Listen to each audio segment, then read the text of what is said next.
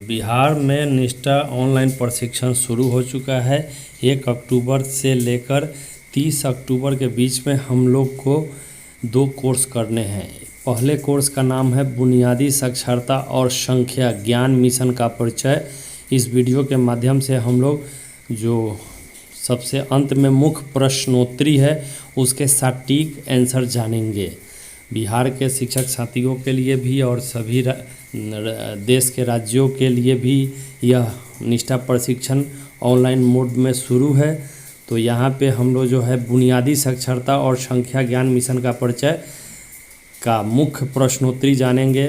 उससे पहले आप हमारे चैनल पर पहली बार विजिट कर रहे हैं तो चैनल सब्सक्राइब करना नहीं भूलेंगे। शिक्षक न्यूज प्लस दीक्षा ऐप से संबंधित हर अपडेट के लिए। तो यहाँ पे जब हम अपने दीक्षा प्लेटफॉर्म पर जाएंगे तो वहाँ पे इस तरह का इंटरफेस आएगा। तो कोर्स को हमें ज्वाइन कर लेना है। कोर्स ज्वाइन करने पर इस तरह का इंटरफेस आएगा तो हम लोग आगे बढ़ते जाएंगे और नीचे जहाँ पे सारांश के नीचे पोर्टफोलियो गतिविधि अतिरिक्त संसाधन और मूल्यांकन, इसको क्लिक करेंगे मूल्यांकन को। तो इसी में जो क्वेश्चन है प्रश्नोत्तरी आएगा, उस प्रश्नोत्तरी को क्लिक करेंगे हम। यहाँ पर इसी प्रश्नोत्तरी का हम लोग हल इसी वीडियो के माध्यम से जान रहे हैं। तो इस तरह वह खुलेगा। आपके लिए क्वेश्चन संख्या अलग हो सकता है, मेरे लिए क्वेश्चन संख्या अलग है हो सकता है। तो पहला क्वेश्चन मेरे लिए है एनसीईआरटी राज्य और केंद्र शासित प्रदेशों को FLN मिशन के उद्देश्यों के पूर्ति के लिए प्रदान करेगा। 4 विकल्प में हमने लगाया पाठचर्या और शिक्षा शास्त्रीय ढांचा, और 4 विकल्प में हम आगे इसको लगा के क्लिक करके आगे निकले। तो दूसरा क्वेश्चन आया स्कूली शिक्षा के बुनियादी स्तर में भाषा और गणित कौशल का निर्माण करना किसका उद्देश्य है। तो 4 विकल्प में हमने पहला चुना बुनियादी साक्षरता और संख्या ज्ञान मिशन, और यहाँ इसको जब हम लगा के आगे बढ़े तो अगला क्वेश्चन था NP 2020 की आकांक्षा है सभी बच्चे बुनियादी गणित और संख्यात्मक कौशल के साथ खाली डैश सीखे। तो तीसरा विकल्प हमने यहाँ पर चुना है पढ़ना और लिखना। अगला विकल्प जो था बुनियादी साक्षरता संख्या ज्ञान मिशन का दृष्टिकोण है कि सभी पहलुओं को ध्यान में रखते हुए एक सक्षम वातावरण सुनिश्चित हो जो प्राथमिक कक्षाओं में 2025 तक सुनिश्चित करे ताकि प्रत्येक बच्चा कक्षा में। तो 4 विकल्प में हमने दिया बुनियादी साक्षरता और गणित का सार्वभौमिक विकास आगे बढ़ा। तो आया अगला मेरे लिए क्वेश्चन था राज्य और केंद्र शासित प्रदेशों की भूमिका है लक्ष्य की प्राप्ति के लिए योजना बनाना और उनको क्रियान्वित करना। आगे जब मैं बढ़ा तो यहाँ पर मेरे लिए क्वेश्चन आ रहा है ECCE का पूरा नाम क्या है। तो 4 विकल्प में तीसरा विकल्प हमने दिया बाल अवस्था देखभाल शिक्षा early childhood care and education. फिर हम आगे बढ़े तो मेरे लिए अगला क्वेश्चन था सभी हितधारकों को जैसे शिक्षकों अभिभावकों छात्र और समुदाय के लिए मजबूत नींव तैयार करने में शामिल करें। तो 4 विकल्प हैं यहाँ जीवन पर्यंत चलने वाले अधिगमन, हमारा दूसरा विकल्प हमने यहाँ पे चुना है और आगे बढ़ा। तो अगला क्वेश्चन मेरे लिए है बुनियादी साक्षरता और ज्ञान के लिए संदर्भ व्यक्तियों का क्षमता वर्धन और संदर्भ सामग्री विकसित करना सरकार के साथ साथ की भी जिम्मेदारी है। 4 विकल्प में हमने NGO को चुना और आगे क्लिक करके बढ़ा। तो अगला क्वेश्चन मेरे लिए आया NEP 2020 के अनुसार मध्याह्न भोजन मिड डे मील कार्यक्रम प्रारंभिक कक्षा में पढ़ने वाले बच्चों को भी विस्तारित किया जाएगा। यहाँ प्रारंभिक कक्षा का अर्थ है। तो 4 विकल्प में हमने सबसे चौथा लगाया कक्षा 1 से पहले।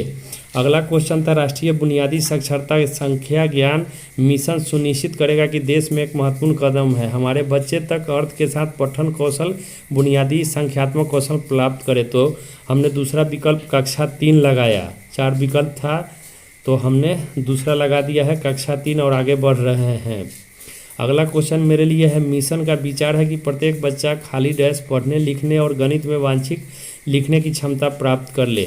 तो हमने पहले विकल्प ग्रेड 3 के अंत तक और ग्रेड 5 के पहले को विकल्प यहाँ चुना और आगे बढ़ा।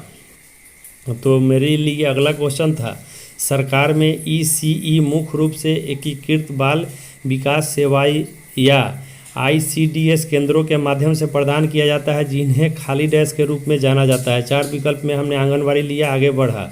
CBSE प्राथमिक स्तर पर के पूल की पहचान करेगा जो सरकारी प्राथमिक शिक्षकों का मार्गदर्शन कर सकता है और प्राथमिक स्तर पर शिक्षकों का समर्थन करने के लिए इस सामग्री भी विकसित कर सकता है। 4 विकल्प में हमने दूसरा उत्कृष्ट शिक्षक लगाया और आगे बढ़ा।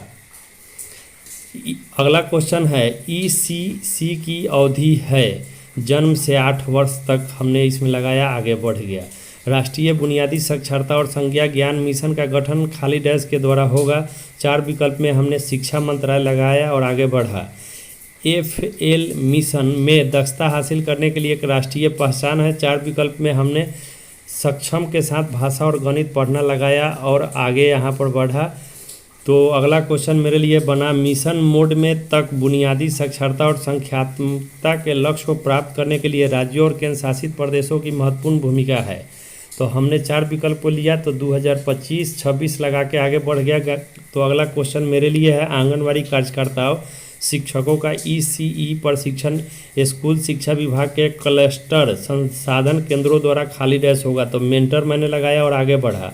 NEP 2020 में कक्षा 1 से 3-6 के आयु वर्ग के लिए आंगनबाड़ी विद्यालय वर्ग बाल वाटिका में शिक्षा के खाली डैश का प्रस्ताव है। हमने 3 वर्ष लगाया और आगे बढ़ा। आपके लिए क्वेश्चन अलग अलग हो सकता है। राज्यों और केंद्र शासित प्रदेशों की भूमिका है लक्ष्य की प्राप्ति की योजना बनाना, उनको क्रियान्वित करना और आगे मैं बढ़ा 4 विकल्प लगा के। ECE का पूरा नाम क्या है? 4 विकल्प में हमने यहाँ एक विकल्प चुना बाल अवस्था देखभाल शिक्षा अर्ली चाइल्डहुड और आगे बढ़ा। तो मेरे लिए अगला क्वेश्चन था NCERT देश की एक अग्रणी शैक्षणिक संस्था। यह संस्था शिक्षक प्रशिक्षणों के लिए सामग्री विकसित करने और प्रशिक्षण आयोजित करने के साथ साथ खाली डैशों को प्राप्त करने में महत्वपूर्ण भूमिका निभाता है। तो हमने 4 विकल्प में बुनियादी साक्षरता और संख्यात्मकता लगाया और आगे बढ़ा। था प्री स्कूल की शिक्षा सुनिश्चित करती है प्री स्कूल से प्रारंभिक कक्षा तक, जिससे अधिगमन में बेहतर प्रदर्शन हो, स्कूल में पढ़ाई जारी रखने दर बेहतर बनी रहे। निर्बाध ट्रांजैक्शन लगा के आगे बढ़ा। तो NEP 2020 के अनुसार मध्याह्न भोजन मिड डे मील प्रारंभिक कक्षा में पढ़ने वाले बच्चों को विस्तारित किया जाएगा। यहाँ प्रारंभिक कक्षा का अर्थ है दूसरा विकल्प हमने चुना कक्षा 1 से पहले की कक्षाएँ और विकल्प लगा के मैं आगे बढ़ा। तो अगला क्वेश्चन था किसी भी बच्चों के जीवन काल में प्रारंभिक वर्ष महत्वपूर्ण होते हैं क्योंकि इस समय किसी अन्य चरण की तुलना में अधिक तीव्र होती है। 4 विकल्प में हमने चौथा दिया विकास की दर और यहाँ पे हम लगाते हुए आगे बढ़े। तो अगला क्वेश्चन मेरे लिए है भावी स्कूली शिक्षा आजीवन सीखने के लिए और संख्यात्मक की बुनियादी समझ जीवन के लिए आवश्यक आधार है। NEP 2020 तो यहाँ 4 विकल्प में हमने दिया दूसरा विकल्प पढ़ और लिख पाना, आगे लगा के मैं बढ़ा। तो अगला क्वेश्चन है बुनियादी साक्षरता संख्या ज्ञान का तात्पर्य स्कूली शिक्षा के बुनियादी स्तर में पर्याप्त खाली डैश का निर्माण है। तीसरा विकल्प हमने चुना साक्षरता और संख्या ज्ञान और आगे बढ़ा। देखते हैं क्या होगा आगे। बुनियादी शिक्षा का मुख्य केंद्र है तो पहला विकल्प हमने चुना बच्चों के सर्वांगीण विकास और क्लिक किया तो आगे बढ़ गया। अगला क्वेश्चन आया NCERT राज्य और केंद्र शासित प्रदेशों को FLN मिशन के उद्देश्यों के पूर्ति के लिए प्रदान करेगा। तीसरा विकल्प हमने पाठचर्या और शिक्षा शास्त्रीय ढांचा चुना और आगे बढ़ा। 3 विकल्प में हमने अगला क्वेश्चन सभी बच्चों के लिए बुनियादी साक्षरता संख्यात्मक कौशल प्राप्त करना त्वरित राष्ट्रीय होना चाहिए। हमने 4 विकल्प में यहाँ मिशन लिया और आगे बढ़ा। अगला क्वेश्चन राष्ट्रीय बुनियादी साक्षरता संख्या ज्ञान मिशन का गठन के द्वारा होता है। 4 विकल्प में हमने शिक्षा मंत्रालय चुना और आगे बढ़ा। यहाँ 4 विकल्प एक क्वेश्चन चुनना है। अगला सभी हितधारकों के जैसे शिक्षक अभिभावकों छात्र समुदाय के लिए मजबूत नींव तैयार करने में शामिल करें। जीवन पर्यंत चलने वाले अधिगमन को हमने चुना और आगे यहाँ पे क्लिक करके बढ़ गया। अगला क्वेश्चन मेरे लिए था NEP 2020 में परिकल्पना की गई है 5 वर्ष की आयु से पहले प्रत्येक बच्चा का प्रारंभिक कक्षा बाल वाटिका में जाएगा जिसमें एक NCERT को पढ़ाने योग्य क्वालिफाइड शिक्षण होगा। वाटिका 4 विकल्प में हमने तीसरा विकल्प कक्षा 1 से पहले की एक कक्षा को क्लिक किया और आगे बढ़ा।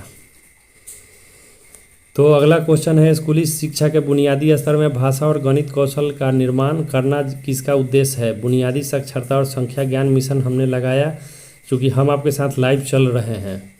आगे बढ़ते जा रहे हैं, देखते हैं कितना सही होता है। अगला क्वेश्चन है राष्ट्रीय शिक्षा नीति 2020 में इस बात पर प्रकाश डाला गया कि वर्तमान में प्राथमिक स्तर पर अनुमानित रूप से 5 करोड़ से अधिक छात्र बुनियादी साक्षरता संख्या ज्ञान का कौशल हासिल नहीं कर पाए।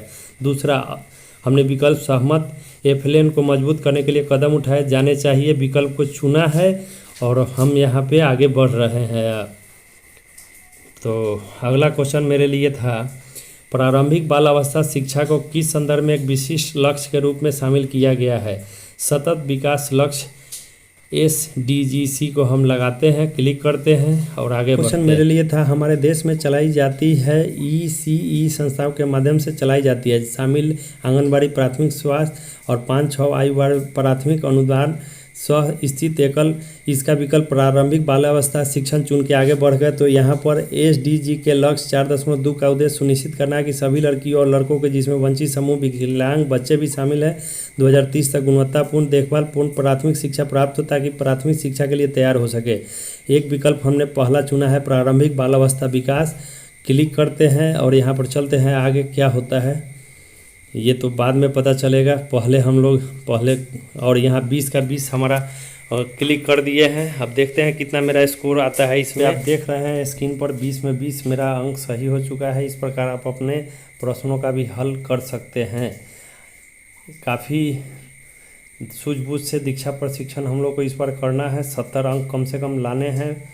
70% लाने के लिए आप हमारे चैनल पर बने रहिए और चैनल वीडियो पसंद आए तो लाइक शेयर, और अगर किसी प्रकार की कोई समस्या दीक्षा पोर्टल से संबंधित या कोई अन्य परेशानी हो तो बेहिचक आप कमेंट करके सेक्शन में बता सकते हैं।